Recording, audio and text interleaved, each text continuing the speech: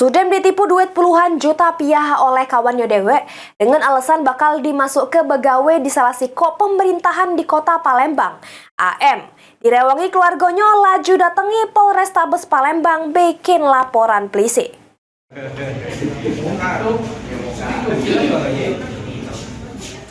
Nasib apes yang dialami oleh AM yang balik di komplek Bukit Nusa Indah, Kecamatan Sukarami, Palembang. Sudem kena tipu duit jutaan rupiah oleh terlapor AHR. Atas kejadian tersebut, korban yang direwangi keluarganya laju datangi Polrestabes Palembang bikin laporan polisi.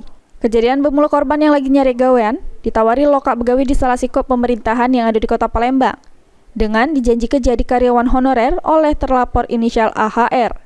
Cuma sebelum begawe korban harus ngasih ke duit awal sebesar Rp2.835.000 untuk bikin baju begawe.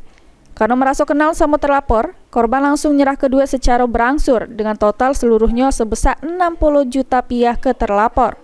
Sesudah duit diterima oleh terlapor, datanya korban tidak pernah dipanggil untuk begawe di tempat yang dijanji ke terlapor.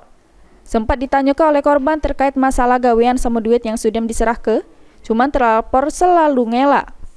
Korban juga sempat datangi rumah terlapor nanyui keluarga terlapor, cuman keluarga terlapor sudah pasrah. Atas kejadian tersebut, korban AM laju ngalami kerugian sebesar Rp60 juta. Ternyata aku ditawari jadi admin di BPS.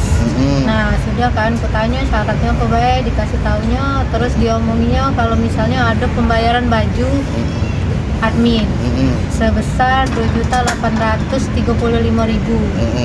Nah, dari sana sudah kan, habis itu aku kasih kan, karena aku percaya tadi kawan Nian kan.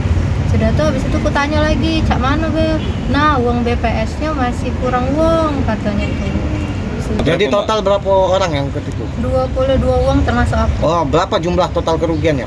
Total kerugian gara-garanya itu ada 60 jutaan. Ya, satu orang berapa, Mbak? Satu orang itu 2.835.000. Ini laporan Sudem diterima oleh pihak kepolisian, terus bakal ditindaklanjut oleh Satreskrim Polrestabes Palembang guna pengembangan lebih lanjut. Suryadi, PAL TV.